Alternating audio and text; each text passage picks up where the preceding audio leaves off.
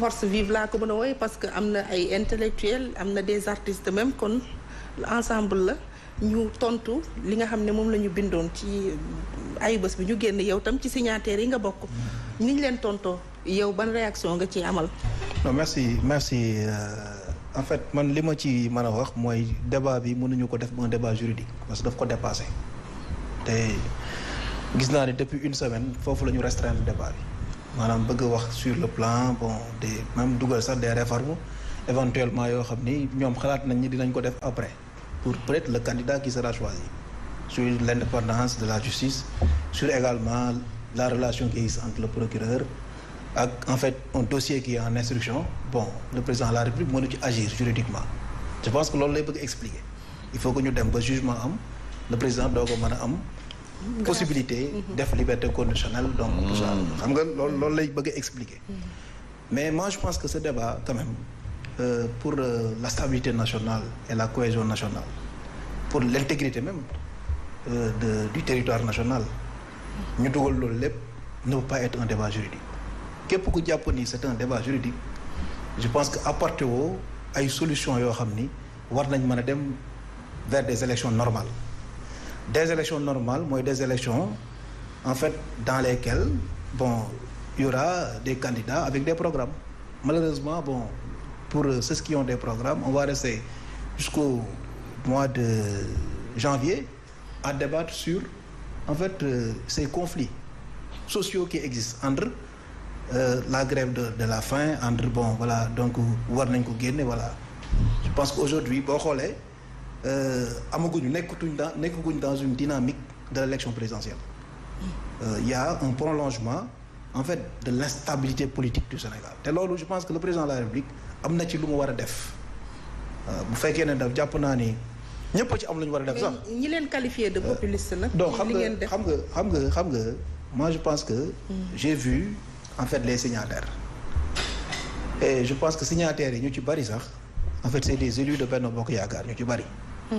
donc gis naa ci ay membres conseil économique social je pense que doyen signataire la gis naa ci ay kii quelques professeurs d'université qu'on respecte hein mais moi je pense que aujourd'hui war nañ mën a dépasser en fait le caractère partisan bi pour régler la situation ñu mbir mi dafa laaj un peu de patriotisme ak un peu d'auteur aussi que les gens se soulèvent pour xool apprécier la situation et je pense que bañ a ñëwaat dans un argumentaire boo xamante ni bon c'est subjectif c'est relatif également l'argumentaire boo xamante ni maanaam bu fekkee dañu teg benn tableau boo xam ni dañu war a wax ni en fait l'actif de la situation du pays lii moo ko indi bon y a un passif également yoo xamante ni c'est en fait sur les libertés individuelles et sur la démocratie bi Sénégal waroon am est-ce que avancé na wala reculé na donc ku ci nekk am nga sa part de responsabilité en termes de manière objective.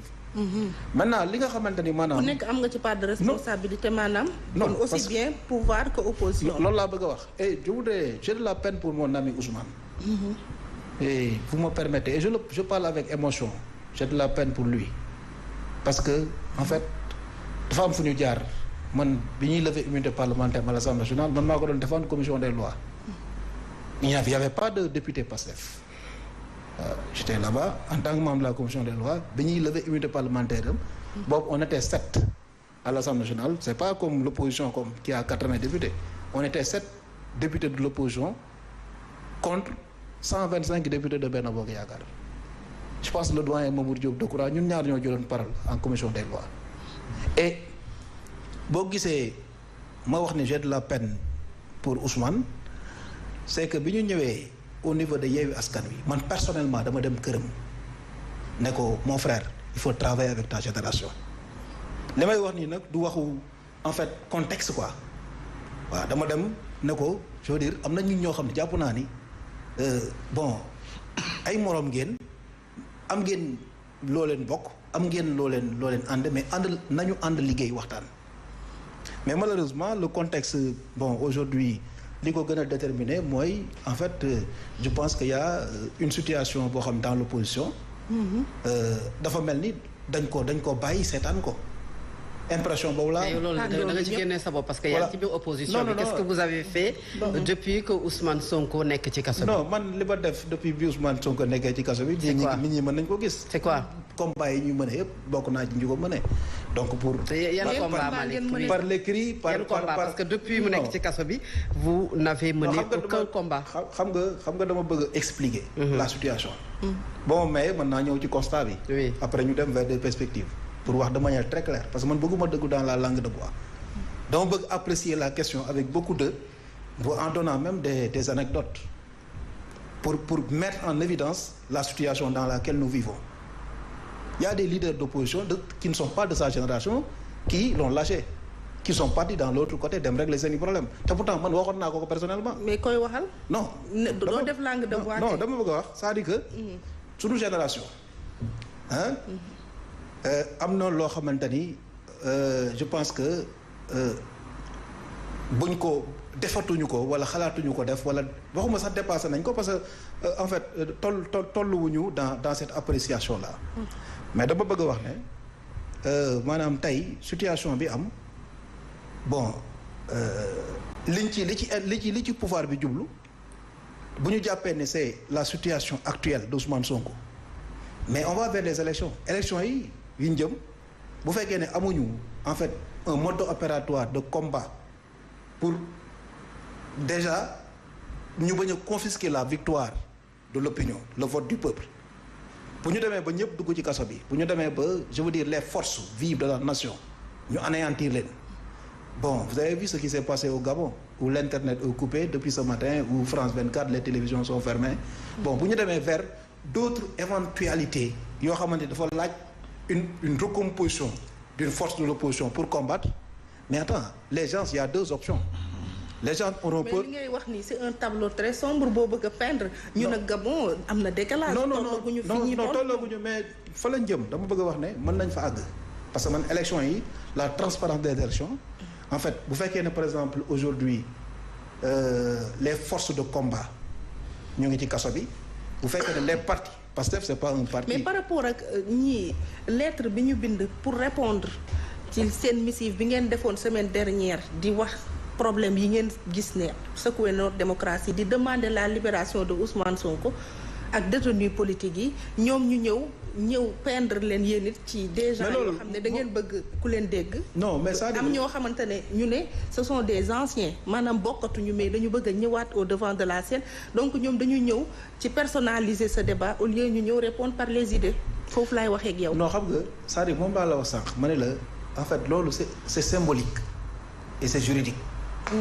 xam nga tey man bu ma jàppee ne je suis signataire certes pour que ñu libérer les détenus politiques notamment Ousmane Sonko parce que y a 1500 jeunes qui sont en prison mais ñooñu seen sort mais je pense que war na intéresser même Ousmane Sonko mi nga xamante ni ñooñu ci ginnaawam lañ toppoon parce que en fait je veux dire sort man c'est 1500 jeunes qui sont en prison seen sort war nañ ko xool étudier ko xool. ci côté pouvoir nee nañu détenu politique. non détenu politique c'est-à-dire que moi je pense qu'il faut quand même analyser avec beaucoup de responsabilité. fi ñu bëgg a dem Ndeye Fatou mooy Sénégal ñun ñëpp ñoo ko bokk.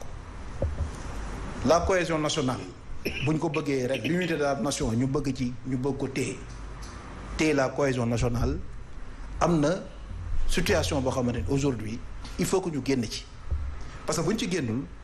l'élection présidentielle mën na nekk une élection qui ne sera pas normale bu ma waxee ni une élection normale mooy en fait je veux dire bu fekkee ne par exemple pouvoir bi ragalatul dara en termes de privation des libertés individuelles mais ça dépend après lan la jaral je veux dire ñi nga xamante dañu war a jàkkaarloo dem l'élection présidentielle su fekkee ne aujourd'hui l'analyse même du discours les leaders d'opinion li ñuy wax bu ñu tollee ci campagne électorale attention man nga fi wax dara keneen politique ñu woo la te jàpp la ne la lii amalgame comprendre nga. mais Malick depuis tout à l'heure yaa ngi wax ku def lii dinañ la jàpp ni mbir yi di doxee mais vous n'avez peut-être pas répondu aux questions sax nag yu ñu la laaj aujourd'hui Ndeye Fatou. je réponds à Ndeye Fatou wala yow moi je reviens à la charge ñun ñaar ñëpp parce que.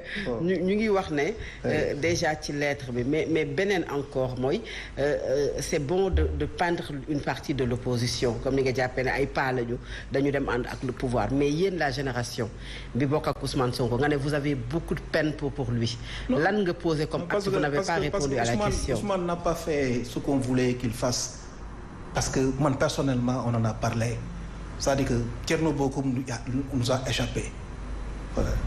Bon, donc il y a beaucoup de jeunes de notre génération qui n'étaient pas dans le mode dans la coalition de l'opposition et pourquoi aujourd'hui bon xam nga man mën naa la wax politique également parce que à un moment donné li ma jàpp mooy dafa am ay mag ñoo xam ni jàppoon na ni peut-être bu ñu nekk candidat à l'élection présidentielle c'est que politique aussi c'est un mën nga jouer mën nga gagner mën nga perdre donc mag ñooñu bon en fait à un moment donné ci ñoom la man dama lay wax Moustapha Guirassy fanaan nañ bureau 2 jours pour bind la saisine de l'article sur la 52 du règlement intérieur de l'Assemblée nationale pour arrêter les poursuites contre Ousmane Sonko 2 jours mais Guirassy il est revenu il y a une semaine dans la lutte mais il n'était plus dans Yewwi Askan Wi Cheikh Bamba Dièye avait quitté Yewwi Askan Wi. Très bien. Bon donc Thierno Bocoum en fait n'était pas dans le groupe. Oui, Guirassy. Non dama lay wax. il n'était plus dans Yewwi Askan Wi. Babacar Diop nous a échappé Babacar Diop. oui non mais li may wax Guirassy. non tous ces jeunes de notre génération. on n'a pas eu écho ci génnam ci. non Guirassy depuis les législatives il avait gelé dama lay wax il est dans Yewwi mais il est revenu il est revenu il y a 1 mois dans la lutte parce que man xam naa ko. Guirassy c'est un man je l'ai pratiqué. nit kese la il était inactif en voilà. fait. il était inactif mais il avait ses raisons que je sais man peut-être du ma ko wax fii. et d'autres raisons que du ma xam ci ñeneen ak ñeneen mais à un moment donné nañ waxante dëgg. Ousmane s'est appuyé sur le leadership de la génération intermédiaire maanaam en fait des 65 ans bon en pensant que ñun par exemple suñu génération. mais yow kon da ngay def le procès. du compagnonnage. entre Ousmane Sonko et certains leaders. non je suis peiné de voir que il a été laissé à lui-même comprendre que pour ne pas dire qu'il a été trahi. Très bien. Je suis peiné de le dire parce que option bi mu waroon jël tey aujourd'hui à un moment donné aux législatives donc yàlla dafa dogal quand ils m'ont proposé de diriger la liste départementale de Mbour dama joxe ngànt. Yewwi m'a proposé de diriger la liste départementale. ma joxe ngànt. il m'a appelé au téléphone di waxtaan ak man sur ça parce que dafa jàppoon ni j'étais frustré. cette situation là scénario bi par rapport ak taxaw man wax naa ko toujours après les législatives. donc aujourd'hui il faut comprendre que moi je pense que y a un problème de casting qui s'est posé bon voilà aujourd'hui li ñuy ñaan nag. mooy que voilà entre Taxawu et Pastef. non y a une compétition de génération il y a une compétition de génération politique. dans l'opposition. Très bien. Okay. Bon parce que y a une gérontocratie qui est dans l'opposition. ay ñoo xamante ni yaakaar nañ ni ñëpp seeni booy lañ. bon donc les 40 ans 45 ans dañu war a toog xaar. Barthélémy l'a dit de manière très claire. ci biir Yewwi moom. bon toog leen xaar ba 2029. ngeen di doog a ñëw. dinañ ñëwaat bien sûr Malick Gueye ci Yewwi ak situation bi day faatu ak ni mu demee. ñu dem ci Alassane aujourd'hui gis nañu la sortie de Yewwi justement bi nga xam